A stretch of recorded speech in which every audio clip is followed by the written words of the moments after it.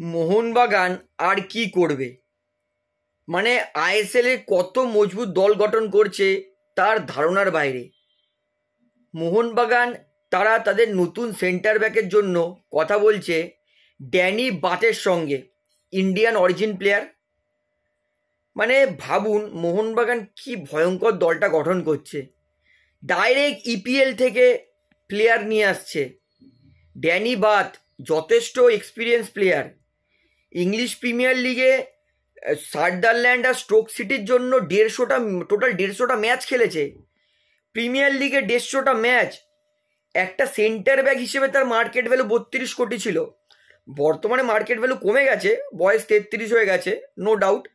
কিন্তু প্লেয়ারটার লেভেল কি, মানে ব্যাকগ্রাউন্ড কি, মানে অবিশ্বাস্যকর। মানে ডাইরেক্ট ইপিএল থেকে নরউইচে খেলেছিল লাস্ট সিজন, নরউইচ সিটি, কি দারুণ দল।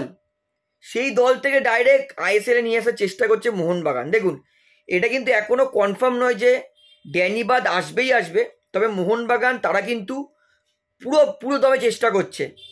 এর আগে মোহনবাগান অ্যালবার্টো রড্রিগেজের সঙ্গে চেষ্টা করেছিল, কিন্তু আমি যেটা বলেছিলাম যে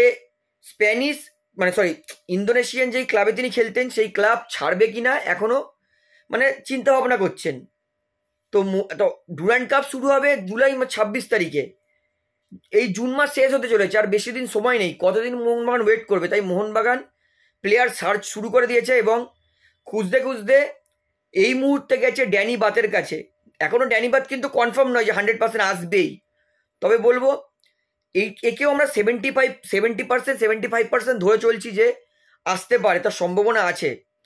এখনো যদি প্রি কন্ট্রাক্ট সই হয়ে যায় তাহলে তো আমি জানিয়ে দেবো যে হ্যাঁ আসবেই।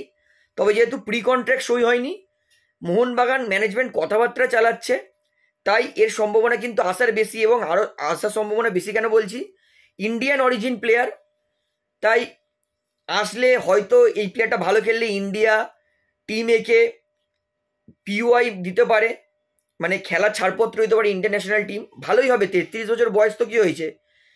একটা ভালো ফুটবলার ফিটনেস মেনটেন করে রাখলে 36 বছর পর্যন্ত খেলতে পারে। 36 বছর 35 বছর ধরলাম, মানে এখনো 2-3 সিজন তিনি ভালো খেলবেন। এবং যেহেতু বড় লিগ থেকে আসছে তাই আশা করছি ভালো খেলবেন মোহনবাগান দলের জন্য। এবং আমি চাই অ্যালবার্টো রড্রিগসের পরিবর্তে না আসলে কোনো অসুবিধা নেই, ড্যানি বাতকে চাই। ইপিএল থেকে এত এক্সপিরিয়েন্স নিয়ে আসছে না আইএসএল এর জয় প্লেয়ার, ইভেন মাঝমাঠ সেন্টার ব্যাক হয়েও মাঝমাঠ অ্যাটাকিং খেলোয়াড়কে অনেক কিছু শেখাতে পারবেন তিনি, তার এক্সপিরিয়েন্সটা আছে। তো বয়স 33, উচ্চতা 6 ফুট 3 ইঞ্চি, মার্কেট ভ্যালু 2,20,00,000 হয়ে গেছে, কারণ বয়স 33 আমরা জানি। ইংলিশ প্রিমিয়ার লিগে 31 পার হলেই কিন্তু খেলোয়াড়ের ভ্যালু কমতে শুরু করে। এবং জুলাই 1, 2000 মানে জুলাই মাসে কিন্তু তার কন্ট্রাক্টও শেষ হয়ে যাবে। এবং নরউইচ তার সঙ্গে কন্ট্রাক্ট এক্সটেনশন করছে না। এবং মোহনবাগান যদি স্যালারি বেশি দেয় তাহলে গ্যারেন্টি চলে আসবে।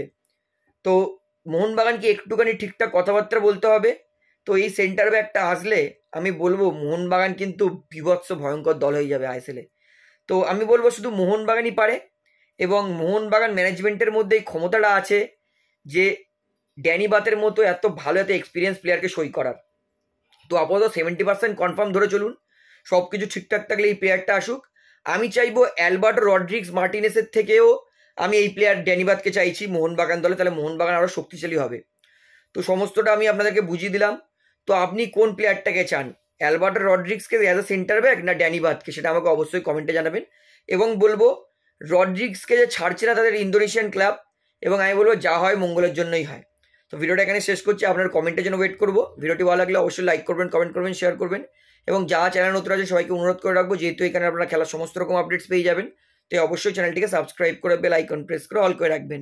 ধন্যবাদ।